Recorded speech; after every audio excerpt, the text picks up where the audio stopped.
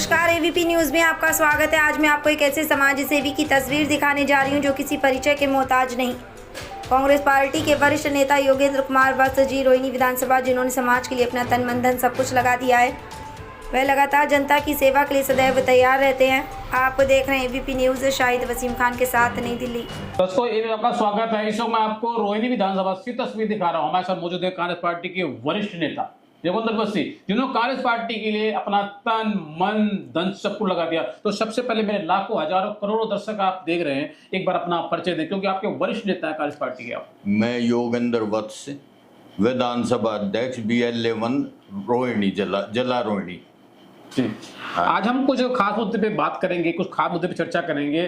दिल्ली में भारतीय जनता पार्टी की सरकार है और पूर्ण बहुमत की सरकार है। आपने देखा होगा दिल्ली में कई जगह, मैं बात करूं नरेला की, तो कई सौ क्या कई हजार वहां पे फ्लैट बने हुए हैं। वो कांग्रेस पार्टी के जमाने में बने हुए, लेकिन फ्लैट वैसे की वैसे पड़े हुए। ना तो उन फ्लैटों को आम आदमी पार्टी ने किसी आवंटित गरीब जनता को किया, ना तो भाजपा जनता पार्टी ने किया।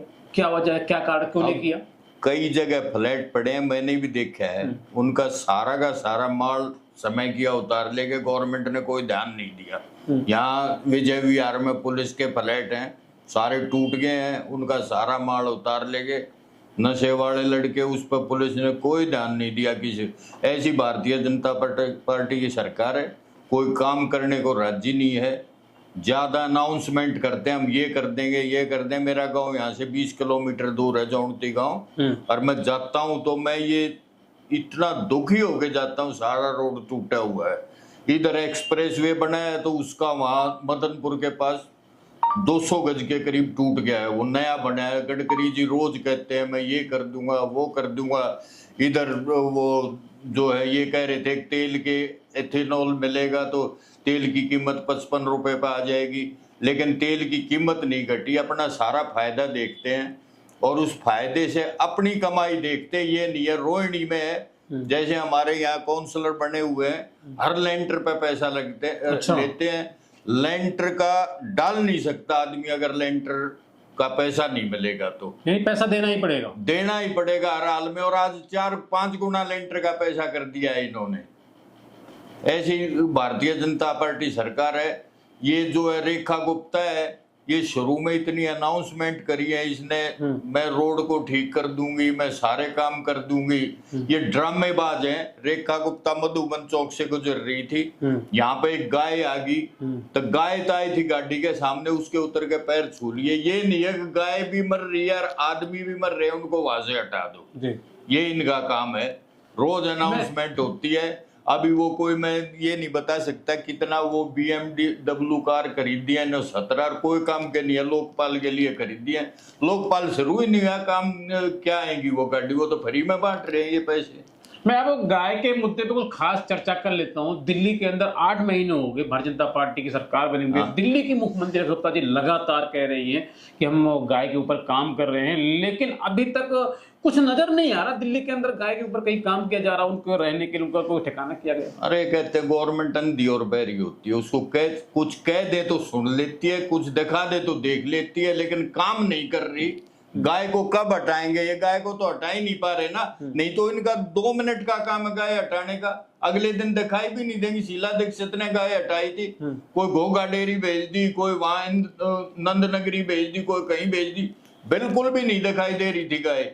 लेकिन इतना बुरा हाल है। उस दिन विजेंद्र गुप्ता जी कह रहे थे दिखाओ रोहिणी में कहाँ कूड़े के डेरे में। कहा चलो मेरे साथ, DAV स्कूल वाली गली में आप घुस नहीं सकते, इतनी गंदगी। और गाय इतनी बेचारी बीमार भी हो रही हैं। ये नहीं है कि तुम गाय को वो मैं आपसे अब सीधे से सवाल करता हूँ। रोड के ऊपर जो गाय घूम रही है, वो दूध भी देती है, वो दूध कहाँ जाता है उसका? अगर आप उन गाय का दूध पी लोगे तो आप एक घूंट नहीं भर सकते, इतनी बदबू मारती, क्यों कोड़ा खाती हैं बेचारी जी।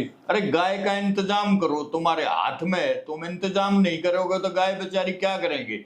इनको तुमने गौशाला भी खोली, गौशाला में बदमाशी हो रही है।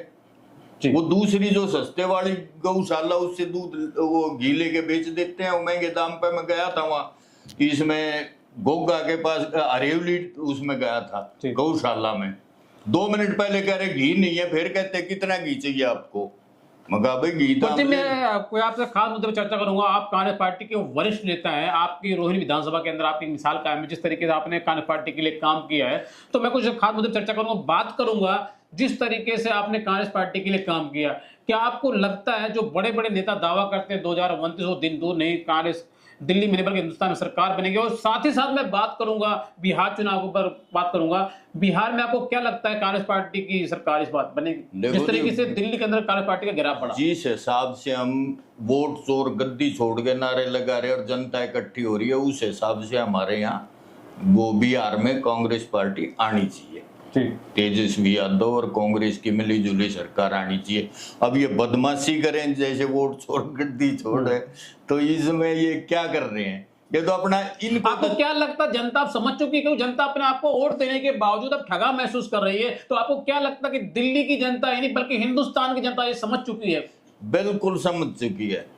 अब ये वोट चोर गद्दी छोड़ के नारे लगा रहे हैं, ये कोई झूठे नहीं है, ये सिर्फ चोरी से ही जीतते हैं। नहीं, आज भी कांग्रेस का ग्राफ नहीं गिरा है ये भाई वोट कम हो गई हो कांग्रेस की, लेकिन दिखाते कम है।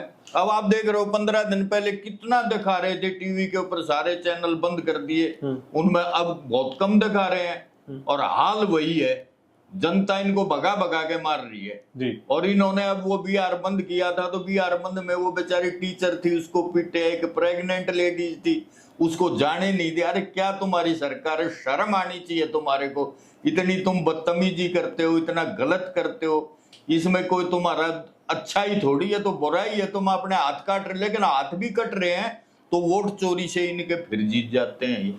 वजीर आपसे पहला और आखिरी सवाल, हाँ, अभी बिहार चुनाव के अंदर एक जनसभा हुई थी, राहुल गांधी जी वहां पहुंचे थे, और वहां से देश के प्रधानमंत्री नरेंद्र मोदी जी की मां को गाली दी गई कहा जा रहा है, लेकिन जो हमने का सर्वे किया उसका जायजा लिया तो आदित्य भारद्वाज जी जिला अध्यक्ष हैं किराड़ी विधानसभा से, बुराड़ी विधानसभा से, उन्होंने कहा कि मैं वहां पे मौजूद था, भारतीय जनता पार्टी के कार्यकर्ताओं द्वारा वो गाली दी गई। क्या ये सच है? क्या जो इल्जाम लगाया जा रहा, जो आरोप लगाया जा रहा, वो सच है? ये लोग अंधे हैं क्या?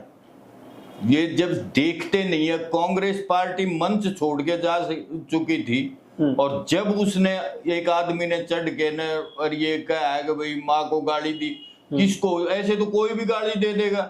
फिर तुमने कितनी गाली दी, अपनी गाली देखो तुम।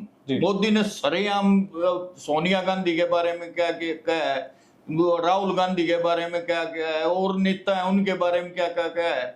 तो ये देखो ना, अब तुम्हारी माँ तो माँ है, और किसी की माँ नहीं है। माँ तो माँ है, किसी की माँ सबकी माँ है, सब अपनी माँ से प्यार करते हैं, लेकिन ऐसा अंधा प्यार कोई कोई करता है टीवी पे आने के लिए। अब बिहार बंद किया इन्होंने, तो बिहार बंद क्यों किया?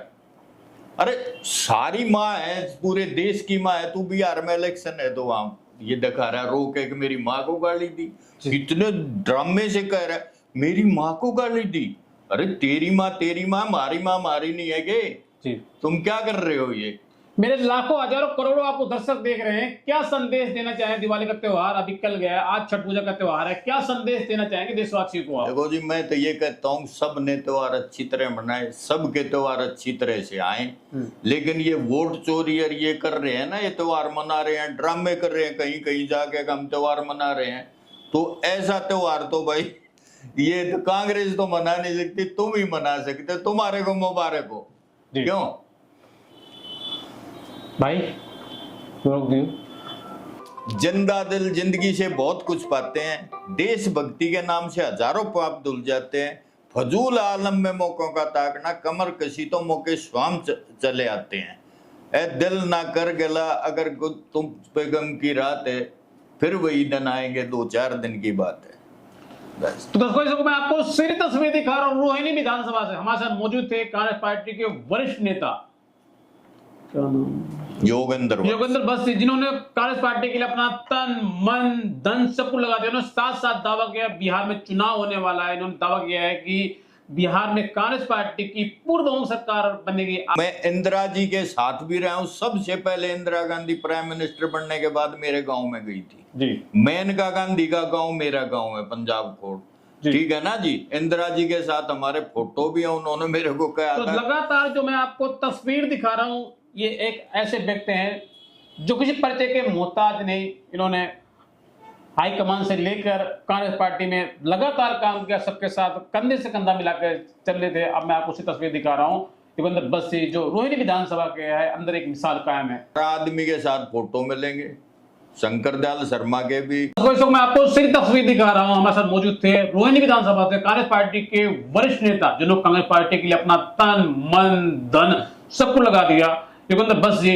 जिन्होंने ये दावा किया है, वो दिन अब दूर नहीं जो बिहार में चुनाव हो रहा, साथ उन्होंने वादा किया है, दावा भी किया है कि बिहार में कांग्रेस पार्टी की पूर्ण बहुमत सरकार बनेगी। आप देख रहे हैं एबीपी न्यूज। नमस्कार।